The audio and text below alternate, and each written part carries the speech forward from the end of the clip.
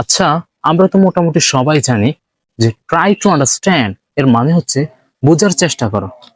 কিন্তু যখন আমরা বলবো আমাকে বোঝান বা আমাকে বোঝানোর চেষ্টা করো বা তাকে বোঝানোর চেষ্টা করো বা করিমকে বোঝানোর চেষ্টা করো, তখন আমরা এটা ইংরেজিতে কিভাবে বলবো?